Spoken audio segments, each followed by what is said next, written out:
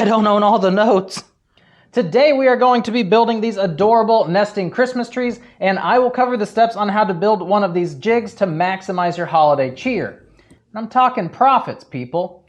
The free plans are in the description, yada yada yada. The coolest thing about this jig is its ability to cut 60-degree angles on the miter saw so that your end grain is hidden and you don't see the spot where the two sides butt at the top.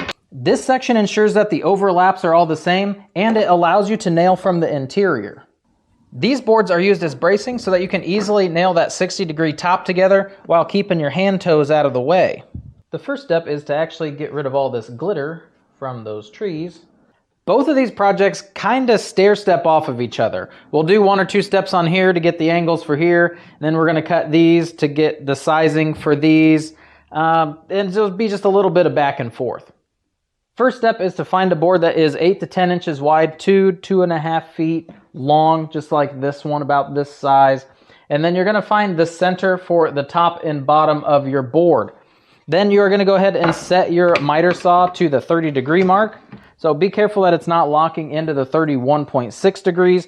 31.6, that's actually just a common rafter angle. And if you do cut your trees to 31.6, they turn out looking like this. So if you want that, go ahead and set it. Otherwise, we're setting ours to 30 degrees. Now, what we are going to do is actually cut the board in this direction. I know, an OSHA manual will explode when you pull the trigger on your saw, but go ahead, utilize the clamp if you can. Put some 3M tape underneath if you are uncomfortable, just to kind of secure it down, and you are going to slice each side of that off so that you have a board looking like this at the end. Once you have this cut out, it'll kind of look like a giant pencil, and that is what we are going with. I did round all of my edges, and that's just because the belt sander was a new garage toy at the time, so everything on this entire front ended up getting rounded edges.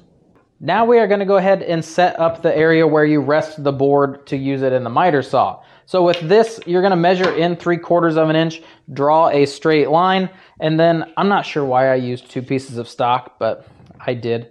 1 straight piece would be ideal. So go ahead, just get these cut out, and then we're going to just glue and nail them into place. And they are on this side of the jig, and I will show you why right now. You will now achieve consistent cuts with everything square. It also allows you to hold the workpiece with your left hand, since most miter saws are controlled and operated with the right hand.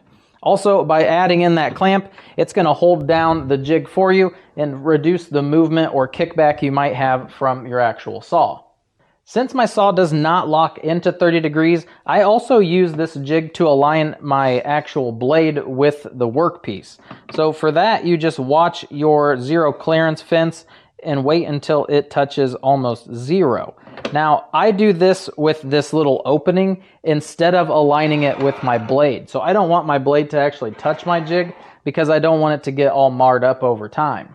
With everything clamped down, go ahead and put your first piece of wood into there, and then we are just going to cut off just the very tip of it.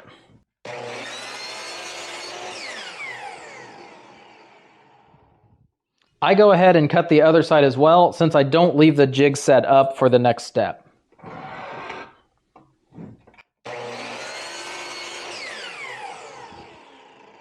This trio set will take 2 4-foot pieces of wood to complete, so we will have to set the jig back up later for the final tree. However, I go ahead and cut all of the boards I have available right now, just to save me some time down the road.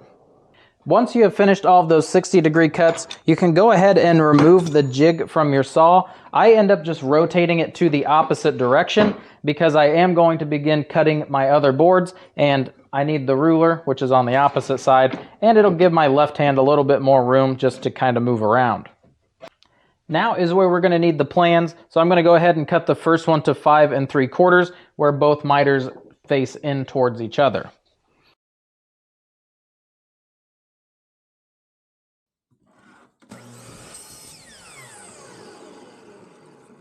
And then again, just flipping that board over so that way I can cut both pieces.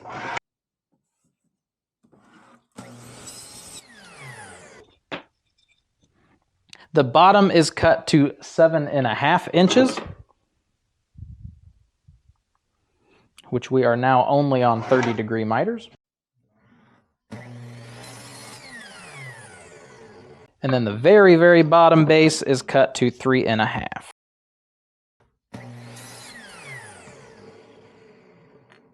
For the two bottom sides where the angles are actually going the same direction, that I measure by using this interior line on the actual saw. So this line here is going to go to my 3 3/8 spot. And I'm going to cut him. So that way both my angles are facing the same way, and I need 4 of them. Now that we have all the pieces for the big tree, we just repeat the steps to get it for the 2 smaller trees. And again, the small and really small tree are the exact same, other than the very bottom board of the tree above the base. Use the paper template to align your pieces. We are starting with the small tree and then building the big tree around it. So if you have any of the spots with the stickers, go ahead and sand those off now. I did notice they went to this is from this year, and this was the sticker from last year. So bravo for making smaller stickers. Bravo! So again, we are just lining up the pieces into this little space. And then we're going to nail them together. So I'm going to throw a little bit of glue. Not a lot by any means. I am using wood glue for you guys. However, generally I use super glue for these because it holds quicker and it's just all around a faster way to bond. There are 2 ways to get these nailed together. You can leave them like so on the table, put a board back behind it when you're shooting your nails. Otherwise, you can turn them upright to do it, but then you do risk the boards actually moving like this when you push down on your air nailer. So I generally leave them like this and just mash this guy together. Well, generally I do it on my jig, but this is how I did it for the cedar video. 1-inch 18 gauge nail. For those that have watched the cedar video, you know how many nails these take, so if you want something more challenging, you can guess how many 1-inch nails are in my toolbox. Everybody else, you're just guessing how many nails go in this entire set. So all 3 of these trees, how many nails are we using? Let's do that.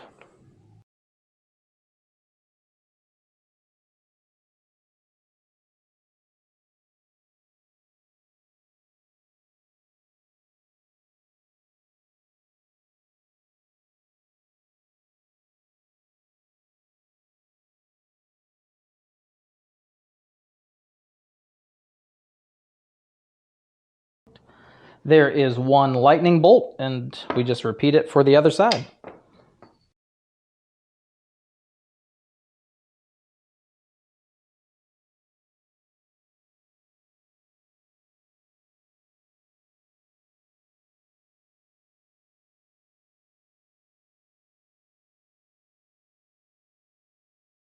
Perfection. 2 lightning bolts that we can now glue together at the top and get that set into place.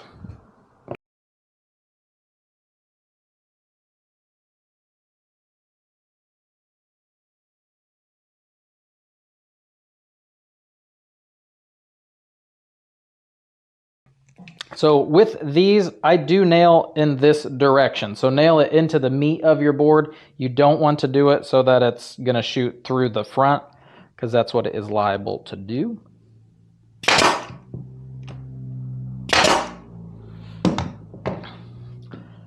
So you guys will see me holding my air nailer up and down, and that is because I heard, it could not be real, but it's never failed me once.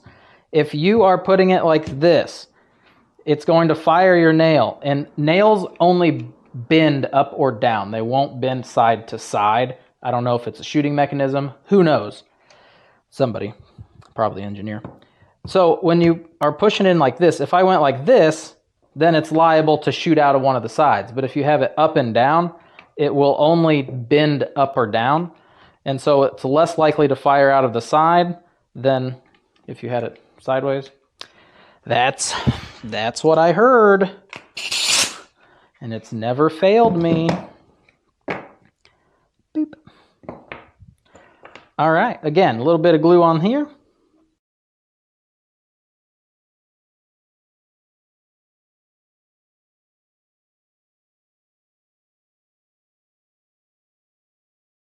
And again, I hold mine up and down. I always fire in the bottom nail first, just because that helps give it some support, so I can move my hand a little bit away before I fire in the top nail.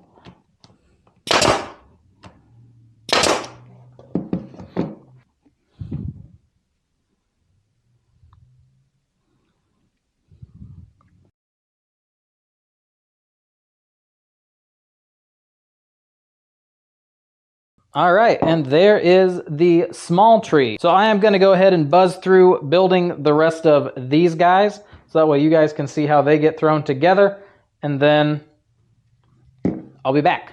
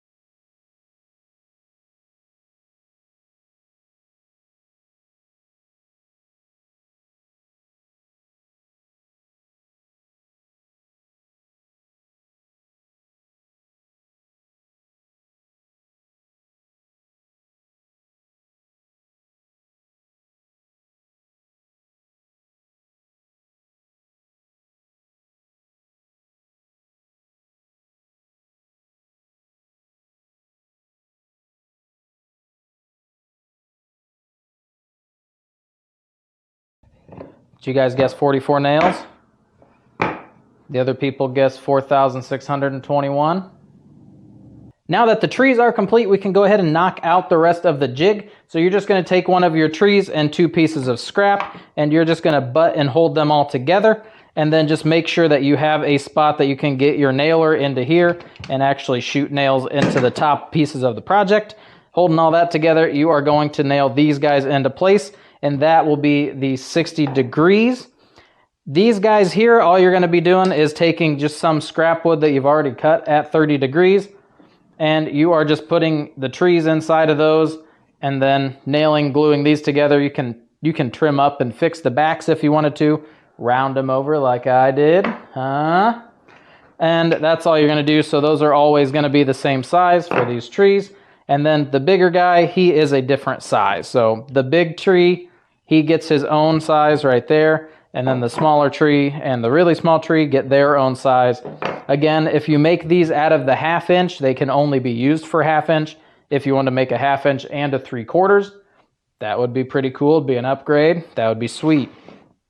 I did put in these guys here. So this is actually going to be to line up your tree bottoms. Tree bottoms. And just glue and nail them right together. You don't have to measure or try to guess where that's going to be at. I did write fence on this spot because that is where it goes up against my miter saw. And then on the back,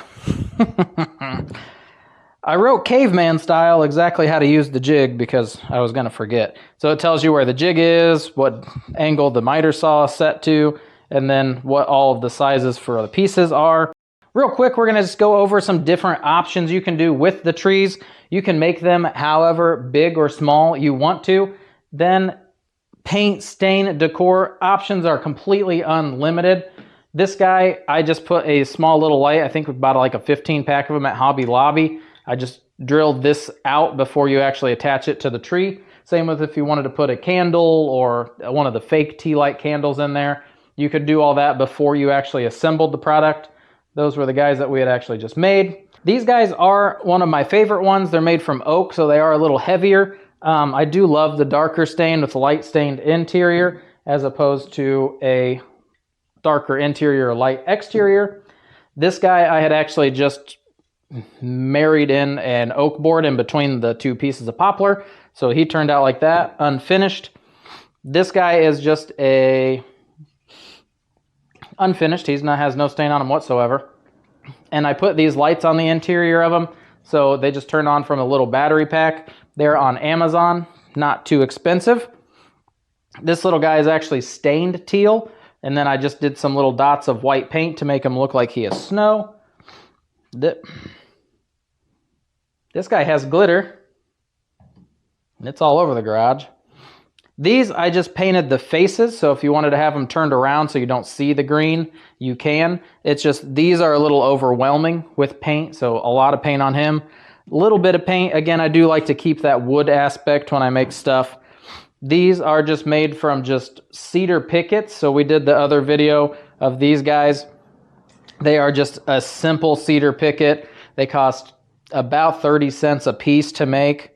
Not a bad option. And if you take your cedar plank and run it through the planer, sometimes they can turn out pretty nice. This one had a lot of red in it, so we ran him through. I probably will try to make something out of him because it does look very nice. You throw a clear coat on there, it'll hold that red for a while. Other than that, you could just buy some cheapy ornaments. These are from Dollar Tree. Pick up some ornaments. You can string them from the center, or if you have a different Christmas ornament, a little bell. So the possibilities for these are just completely